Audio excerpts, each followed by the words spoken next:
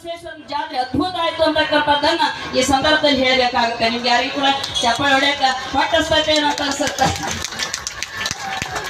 ಯಾಕಂದ್ರ ಒಂದು ವಿಶೇಷವಾಗಿರ್ತಕ್ಕಂಥ ಭಾವನೆಯನ್ನ ವ್ಯಕ್ತಪಡಿಸ್ಬೇಕು. ಅವ್ರು ಮಾಡಿರ್ತಕ್ಕಂಥ ಸೇವೆಯನ್ನ ನಮ್ಮವರನ್ನ ನಾವು ಹೊಗಳಿದ್ದೆ, ನಮ್ಮವರನ್ನ ನಾವು ನೆನವನ್ನು ಮಾಡ್ಕೊಳ್ಳಿದ್ನಪ್ಪ ಅಂತ ಹೇಳ್ತಂದ್ರ ಅದು ಮನುಷ್ಯತ್ವನೇ ಅಲ್ಲ ಅಂತಕ್ಕಂಥ ಮಾತು ಬರ್ತೈತೆ. ಹಂಗಾಗಿ ನಮ್ಮವರನ್ನ ನಾವು ವಿಶೇಷವಾಗಿರ್ತಕ್ಕಂಥ ಭಾವನೆಯನ್ನ ನೋಡಿ ಕಣ್ಣಾರೆ ಕಂಡಿರ್ತಕ್ಕಂಥ ಸನ್ನಿವೇಶದೊಳಗೆ ಅವನ್ನ ನಾವು ಸ್ಮರಣೆ ಮಾಡಬೇಕಾಗುತ್ತೆ.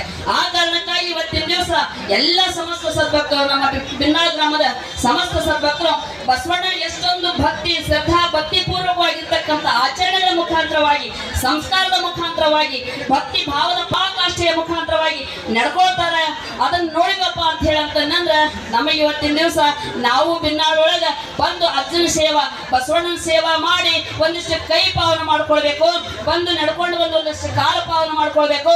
ಈ ರಥೋತ್ಸವ, ಈ ಜನವನ್ನ, ಈ ಭಕ್ತಿಯ ಸಾಗರವನ್ನ ನೋಡಿ ಕಣ್ಣು ಪಾವನ ಮಾಡ್ಕೊಳ್ಬೇಕು ಅಂತಕ್ಕಂಥದ್ದನ್ನ ತಿಳ್ಕೊಳ್ಳೋದ್ರ ಜೊತೆಗೆ ಇಲ್ಲೆಲ್ಲ ಸೇರಿರ್ತಕ್ಕಂಥ ಪರಮ ಪೂಜ್ಯರು ವಿಶೇಷವಾಗಿರ್ತಕ್ಕಂಥ ಮಾತುಗಳನ್ನು, ವಿಶೇಷವಾಗಿರ್ತಕ್ಕಂಥ ಆಶೀರ್ವಾಣಿಯ ದಯಪಾಲಿಸರ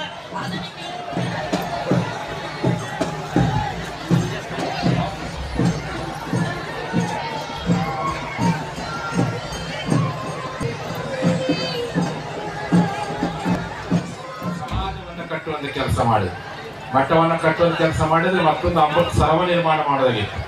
ಆದ್ರೆ ಸಮಾಜವನ್ನು ಕಟ್ಟಿ ಯಾವ ಜನ ಹಳ್ಳಿಗೆ ಬಂದು ಸಿಟಿಗೆ ಬಂದು ಸಾಲಿ ಕರೆ ತೊಂದರಾಗುತ್ತೋ ಅಂತಲ್ಲಿ ಅನ್ನ ಕೊಡಬೇಕು, ಅಂತಲ್ಲಿ ವಿದ್ಯಾರ್ಥಿನೇ ಮಾಡಬೇಕು, ಪ್ರಸಾದನೆ ಮಾಡ್ಬೇಕು ಅಂತ ಹೇಳಿ ಆ ಮೂಲಕ ಈ ನಾಡಿನ ಮೊಟ್ಟ ಮೊದಲ ಬಾರಿಗೆ ಹಾಸ್ಟೆಲ್ ಎನ್ನುವಂಥ ಪರಿಕಲ್ಪನೆ ಇವತ್ತೇನು ಸರ್ಕಾರ ಪ್ರತಿ ತಾಲೂಕಲ್ಲಿ BCM ಹಾಸ್ಟೆಲ್, ಪ್ರತಿ ತಾಲೂಕಲ್ಲಿ SC/ST ಹಾಸ್ಟೆಲ್, ಪ್ರತಿ ತಾಲೂಕಲ್ಲಿ ಶಾಲೆಗಳು ಮಾಡ್ತಾರೆ.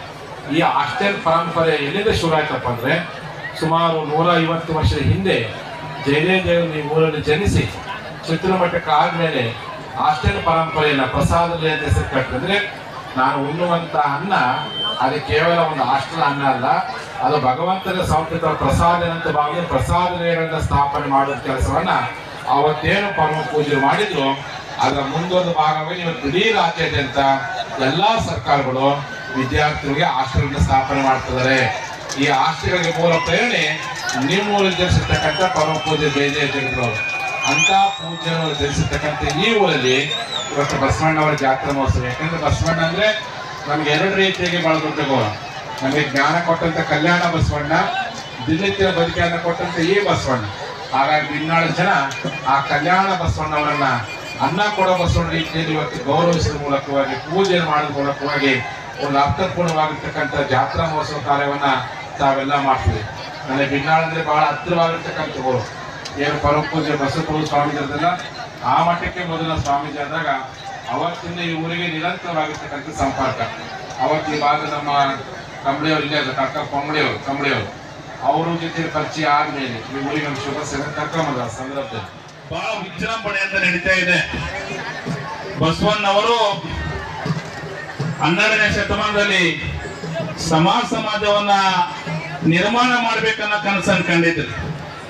ಇವತ್ತು ಈ ಜಾತ್ರೆಯನ್ನು ನೋಡಿದ್ರ ಬಸವಣ್ಣವರ ಕನಸು ಈಡೇರುತ್ತೆ ಅಂತ ಹೇಳಲಿಕ್ಕೆ ಬಯಸ್ತೀನಿ ಬಂಧುಗಳು. ಯಾಕಂದ್ರೆ ಇವತ್ತು ಎಲ್ಲರೂ ಕೂಡ ಸಮಾನತೆಯಿಂದ ಈ ಜಾತ್ರೆಯನ್ನ ಬಸವಣ್ಣವರ ರಥೋತ್ಸವನ್ನ ಆಚರಣೆ ಮಾಡೋದು ನೋಡಿದ್ರ ಅವತ್ತು ಬಸವಣ್ಣವರ ಕನಸು ಇವತ್ತು ಈಡೇರಿದೆ ಅಂತ ಹೇಳಿಕ್ಕೆ ಬಯಸ್ತೀನಿ ಬಂಧುಗಳೇ.